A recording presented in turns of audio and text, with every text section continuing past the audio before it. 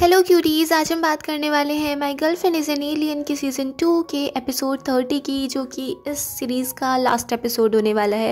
Episode की starting होती है, फेंग लैंग एक न्यू परफ्यूम लॉन्च करता है जिसका नेम वो फॉरएवर 7 रखता है, और वहीं पे वो ये बताता है कि ये फॉरएवर 7 उसने अपनी गर्लफ्रेंड जाओकी के लिए बनाया है और वो हमेशा सिंगल ही रहेगा, और अपनी रिंग भी सबको दिखा देता है 7 जिस पे बना हुआ था, जो जाओकी ने उसके लिए डिज़ाइन की थी। दूसरी साइड फेंग ली और जाओबू ये न्यूज़ देख रहे थे। जाओबू कहती है कि बताओ फेंग लैंग अब पूरी ज़िंदगी भर सिंगल रहेगा। वो फेंग ली से पूछती है कि अगर मैं कभी अपने प्लैनेट पे वापस चली गई तो तुम क्या करोगे। फेंग ली कहता है कि मैं फेंग लैंग से भी ज़्यादा लॉयल रहूँगा तुम्हारे लिए, बट जाओबू कहती है कि नहीं, मैं ये चाहूँगी कि बस तुम यहाँ पे खुश रहो। और वो दोनों एक आर्ट एग्जीबिशन में आए हुए थे। दूसरी साइड दिखाते हैं मिस चाय डॉक्टर जेंग से बातें कर रही थी, और डॉक्टर जेंग इस टाइम यूके में थे तो उनके पास ज़्यादा टाइम नहीं था बात करने के लिए। मिस चाय सोचती है कि वुमेन को स्ट्रांग होने के लिए अपने ऊपर ही डिपेंड होना पड़ता है। तभी उनको एक न्यूज़ दिखती है जिसमें ऑडिशन हो रहे थे कि कोई स्ट्रांग वुमेन आना चाहती हो तो वो रजिस्टर करे, तो उसमें मिस चाय रजिस्टर कर लेती हैं। ऑफिस में दिखाते हैं असिस्टेंट हैन फेंग लैंग से कह रहा होता है कि इस बार का हमारा परफ्यूम काफ़ी ज़्यादा सक्सेसफुल रहेगा क्योंकि लोगों को आपका लव कन्फेशन बहुत ही ज़्यादा पसंद आ रहा है। और फिर वो अपनी एक बुक निकाल के दिखाता है जो उसने जाओकी और फेंग लैंग के ऊपर लिखी थी। वो कहता है मेरी बुक पब्लिश हो चुकी है और मुझे लगता है कि इस रोमांस लिटरेचर को सिर्फ मैं ही बचा सकता हूँ, तो मैं यहाँ से रिज़ाइन करना चाहता हूँ। बट आप टेंशन मत लो, मैंने आपके लिए एक दूसरा असिस्टेंट ढूंढ लिया है। वो मेरा कज़न है जिसका नेम है हैन जिनमिंग, और वो बहुत ज़्यादा एक्सीलेंट होगा। और ऐसे कहते कहते भी असिस्टेंट हैन काफ़ी ज़्यादा इमोशनल हो चुका था। असिस्टेंट हैन कहता है कि मेरा कज़न बहुत अच्छा असिस्टेंट बनेगा, वो मुझसे ज़्यादा होगा, मुझसे हर चीज़ में अच्छा होगा, ये होगा, वो आपका बहुत ख्याल रखेगा। पहले से आप मुझे बहुत टॉर्चर करते थे बट फिर भी आप मेरे सबसे ज़्यादा हैंडसम बॉस थे। ऐसा कह के वहाँ से जाने लगते हैं। फिर फेंग लैंग उसको रोकता है और उसे अपना हैंड देता है, बट असिस्टेंट हैन को लगता है ये अपने फ़ोन मांग रहे हैं। वो फ़ोन उसके हाथ में रख देता है, बट फेंग लैंग ने हैंडशेक के लिए हाथ आगे बढ़ाया था, जिसे देख के असिस्टेंट हैन फेंग लैंग के गले लग जाता है और फिर रोने लगता है। फेंग लैंग उसको छुपाता है और कहता है कि अगर नॉवेल अच्छे से नहीं बिके तो तुम वापस आ जाना, ठीक है। फिर दिखाते हैं फेंग ली के पेरेंट्स उसकी पेंटिंग्स देख रहे होते हैं। उसकी मॉम को तो यकीन नहीं हो रहा था कि उसके बेटे ने इतनी सुंदर सुंदर पेंटिंग्स बनाई है। वो कहती है मगर हमेशा ये मून और स्टार्स की पेंटिंग ही को बनाता है, बट उनका ध्यान तो सिर्फ पैसों पे था कि ये कितनी महंगी बिकने वाली हैं।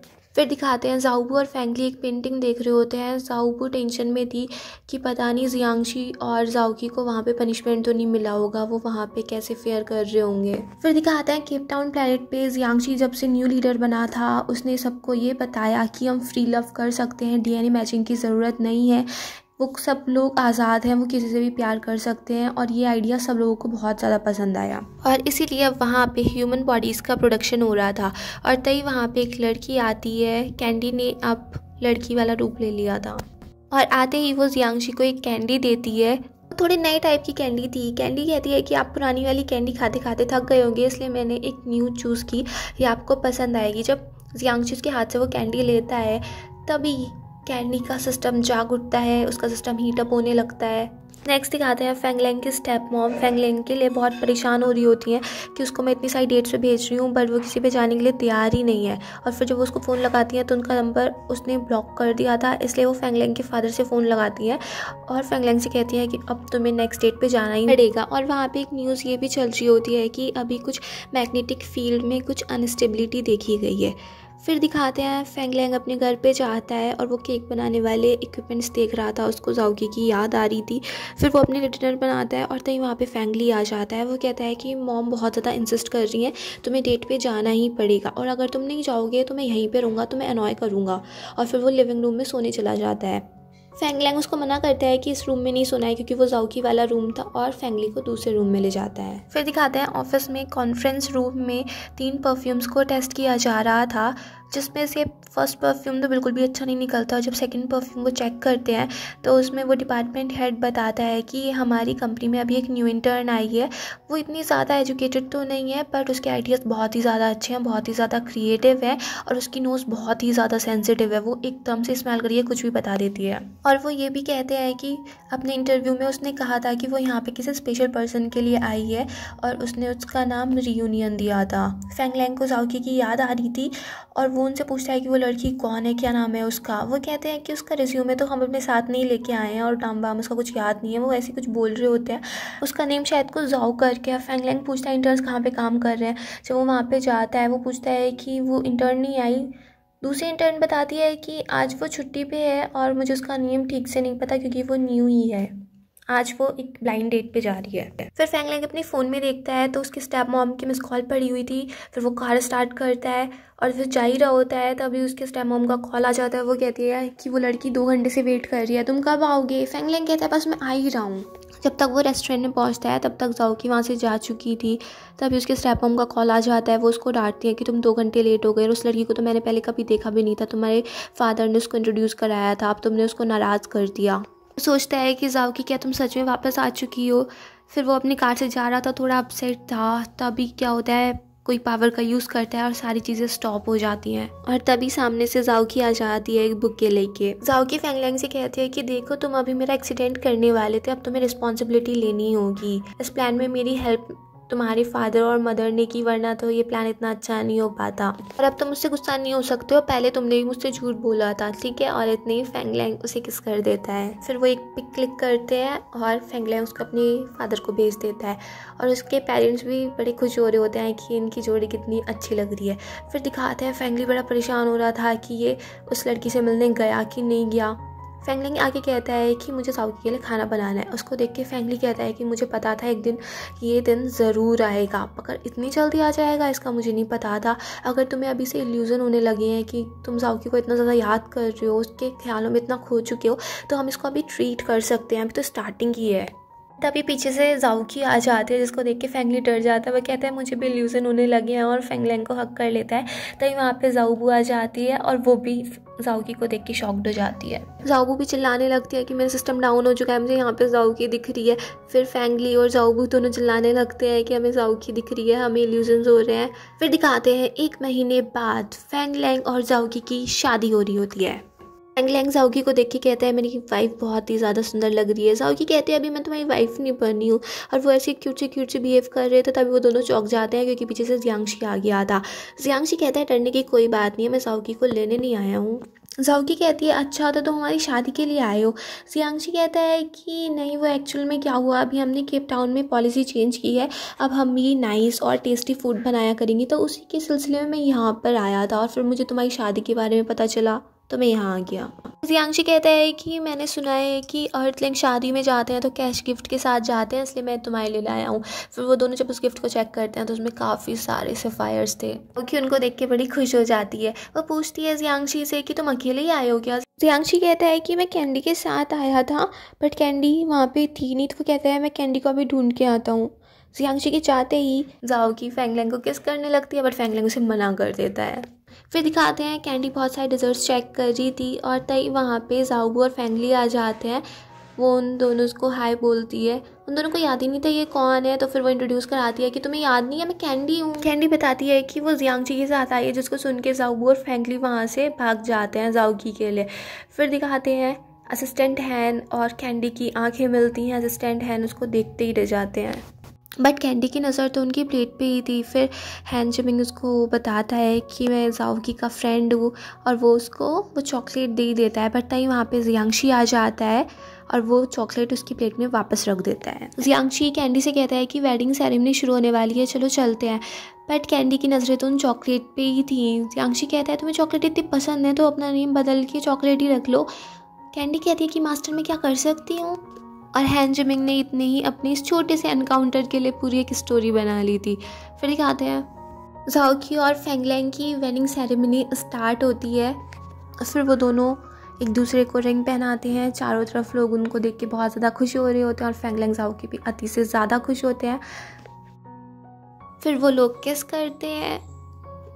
फिर दिखाते हैं वो अपने विश लेटर खोलने के लिए आए थे। जाओकी कहती है तुमने पूछा था ना मैंने क्या विश की है, अब तुम देख सकते हो। फिर फैंगलैंग उसको अपनी दिखाता है तो दोनों की सेम ही थी कि वो दोनों एक दूसरे के साथ रहना चाहते थे। फैंगलैंग जाओकी से कहता है कि तुम्हें मेरी एक विश और पूरी करनी पड़ेगी, मुझे तुम्हारे साथ आसमान में उड़ना है। जाओकी कहती है अभी ये मेरे हस्बैंड की विश है तो मुझे पूरी करनी ही पड़ेगी। और फिर आसमान में जाके वो दोनों लवी डवी हो जाते हैं। और फिर यहीं पे ये एपिसोड फिनिश हो जाता है, मगर अभी ख़त्म नहीं होता। फिर लाइन लिखी हुई आती है कि अभी थोड़ा और वेट करिए। फिर दिखाते हैं एक डिलीवरी मैन गेट खटखटा रहा होता है कि यहाँ पे receivers Feng Liang Liang, Feng Wan Wan और फेंग टैंग टैंग है क्या। गेट खुलता है और डिलीवरी मैन जब देखता है अंदर तो उसे कोई दिखता नहीं है। फिर नीचे से आवाज़ आती है कि अपना फेस नीचे करिए, तो वहाँ पे 3 बच्चे खड़े होते हैं, Feng Wan Wan, Feng Tang Tang और फेंग लियांग लियांग। उनके पास ये पार्सल यांशी की साइड से आया होता है। जब वो उसे खोलते हैं तो वो पैकेज ऊपर उड़ जाता है। टैंग टैंग उसे नीचे उतारने की कोशिश भी करती है, अपनी पावर भी यूज़ करती है, बट कुछ होता नहीं है। फिर वैन वैन चेक करता है कि ये हमारे केप टाउन प्लैनेट के एक स्पेशल मटेरियल से बना हुआ है। फिर भी टैंग टैंग हार नहीं मानती और उस पार्सल को पकड़ने की कोशिश करती है और इस वजह से उसका पैर फिसल जाता है, वो नीचे गिरने वाली होती है। तभी लियांग लियांग अपनी पावर का यूज़ करके टैंग टैंग को बचा लेता है और इस चक्कर में वैन वैन और लियांग लियांग दोनों पिट जाते हैं, बट टैंग टैंग बच जाती है। तभी वहाँ पे जाओकी और फेंग लैंग आ जाते हैं। फिर वो मिलके बच्चों को उठाते हैं और जैसे ही जाओकी को पता चलता है कि जियांगशी ने पार्सल भेजा है तो वो उसको नीचे उतारती है और वो खोलती है तो उसमें कैंडीज़ थी, जिसको देख के लियांग लियांग और फेंग फेंग गुस्सा होकर बैठ जाते हैं। तभी वहाँ पे जियांगशी का मैसेज पॉप आउट होता है। वो कहता है कि देखो, मैंने ये स्पेशली कैंडीज़ तुम्हारे लिए भेजी है और मैंने ऐसा सिस्टम बना दिया था जिससे ये तीनों बच्चे ना ले पाएँ, क्योंकि मुझे पता है फिर ये तीनों बच्चे तुमसे कैंडी के लिए लड़ेंगे। टैंग टैंग कहती है कि अंकल आपने मेरे लिए कुछ नहीं भेजा। जियांगशी कहता है मैंने तुम्हारे लिए कस्टम मेड प्रिंसेस ड्रेस भेजी है, वो बहुत ही अच्छी है। फिर वो लियांग लियांग से कहता है कि तुम्हें बिज़नेस बहुत ज़्यादा पसंद है ना, इसलिए मैंने तुम्हें एक स्पेशली बहुत ज़्यादा हाई टेक कैलकुलेटर भेजा है। बट लियांग लियांग कुछ नहीं होता, वो कहता है कि ये इतना ही तो है, इससे क्या होगा और मुझे इसमें बिल्कुल भी इंटरेस्ट नहीं है। फिर जियांगशी वैन वैन के लिए कहता है कि ये देखो, मैंने तुम्हारे लिए स्पेशली कुछ मैकेनिकल कंपोनेंट्स भेजे हैं तुम्हारे लिए जो काफ़ी अच्छे होंगे, फिर तुम अपनी मॉम से बोल के उनको अपग्रेड करा लेना। और फेंग लैंग से कहता है कि तुम्हारे लिए मैंने कुछ नहीं भेजा। फिर दिखाते हैं फेंग लैंग ऐसे गुस्से में ही बैठा था। जाओकी उसके पास जाते हैं, वो कैंडी टेस्ट करती है और कहती है कैंडी तो बिल्कुल भी अच्छी नहीं है। फिर वो एक कैंडी फेंग लैंग को भी खिला देती है कि तुम भी टेस्ट करके देखो। फेंग लैंग कहता है हाँ, ये बिल्कुल भी अच्छी नहीं है। जाओकी कहती है तो क्या मैं इन्हें फेंक दूँ? फेंग लैंग कहता है जियांगशी ने तुम्हारे लिए भेजी हूँ, उसे अच्छा नहीं लगेगा तुम फेंक दोगी तो। जाओकी कहती है अच्छा तो मैं इन्हें रख लूँ। फिर वो फेंग लैंग से कहती है कि मेरा फेवरेट फूड अब भी वही है जो तुम मेरे लिए बनाते हो। दूसरी साइड दिखाते हैं फेंगली ने अपने सिर पे एप्पल रखा हुआ था और जाओबू उसकी पेंटिंग बना रही थी। जाओबू बड़े दिल से पेंटिंग बना रही थी। जब फेंगली उस पेंटिंग को देखता है तो वो शॉक रह जाता है कि अगर ऐसी पेंटिंग बनानी थी तो मुझे मॉडल बनाने की क्या ज़रूरत थी। बट फिर भी वो जाओबू की तारीफ़ करता है। जाओबू कहते हैं तो हमेशा मेरी पेंटिंग्स की तारीफ़ ही करते हो। फेंगली कहता है क्योंकि जो चीज़ें तुम करती हो वो सारी मुझे बहुत पसंद आती हैं। फिर दिखाते हैं टैंग टैंग एक पार्सल खोल रही होती है जो जियांगशी ने ही भेजा था, बट लियांग लियांग उसे छीन लेता है कि हमें अंकल जियांगशी की कोई भी चीज़ नहीं चाहिए। बट टैंग टैंग उसे छीनने लगती है और फिर वो दोनों लड़ने लगते हैं और इसमें वैन वैन भी आ जाता है। फिर तीनों ही झगड़ने लगते हैं पार्सल के लिए और इस चक्कर में वैन वैन वहाँ से एकदम से गायब हो जाता है। टैंग टैंग और लियांग लियांग परेशान हो जाते हैं कि वैन वैन कहाँ गायब हो गया। वो अपने मॉम डैड को बताते हैं और तब नीचे से आवाज़ आती है। वैन वैन कहता है कि मैं यहीं पे हूँ, वो टॉर्टोइस बन चुका था। फिर वो लोग वैन वैन को ठंडी बर्फ़ में रखते हैं और वैन वैन फिर से वैन वैन बन जाता है। जाओबू उसको समझाती है कि हमारी जीन्स में ना एक औसम चीज़ होती है, हम अगर ज़्यादा इमोशनल हो जाते हैं तो हम टॉर्टोइस में चेंज हो जाते हैं, इसलिए तुम्हें अपने इमोशंस पे कंट्रोल करना पड़ेगा। और फिर जाओबू उसको समझाती है इसलिए तुम्हें अपना टेम्परेचर कम ही रखना पड़ेगा। और फेंगली भी कहता है इसलिए स्कूल में तुम फिज़िकल एजुकेशन की क्लास नहीं ले सकते क्योंकि उससे तुम्हारे इमोशन बढ़ेंगे और फिर से तुम टॉर्टोइस बन सकते हो। फिर टैंग टैंग भी बहुत खुश हो जाती है कि हम लोग स्कूल जाएंगे।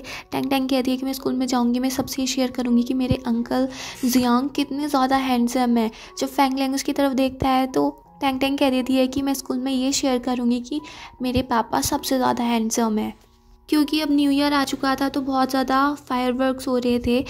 जाओकी टैंग टैंग से पूछती है कि इस साल तुम्हारी कोई विश है? टैंग टैंग कहती है मेरी विश बस इतनी सी है कि मुझे बहुत अच्छा अच्छा खाना खाने को मिले और अच्छी अच्छी ड्रेसेस पहनने को मिले। और जाओकी कहती है मेरी भी यही विश है। फिर लियांग लियांग कहता है कि मैं चाहता हूँ कि अंकल जियांग जो ये गिफ्ट भेजते हैं वो गिफ्ट भेजना बंद कर दें, जिसे सुन के फेंग लैंग बड़ा ही खुश हो जाता है। फिर वो दोनों हाई फाई करते हैं। फिर वैन वैन कहता है मेरी विश ये है कि अंकल जियांग जब गिफ्ट भेजना बंद करें उससे पहले वो कुछ ऐसा ज़रूर भेजते हैं जिससे मैं टॉर्टोइस ना बनूं।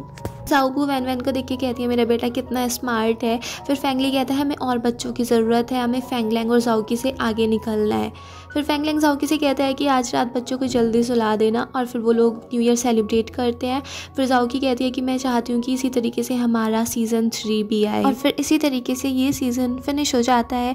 अगर आपको ये पसंद आया हो तो प्लीज़ मेरे चैनल को सब्सक्राइब करें, लाइक करें, शेयर करें, कमेंट्स करें, and bye bye till next video.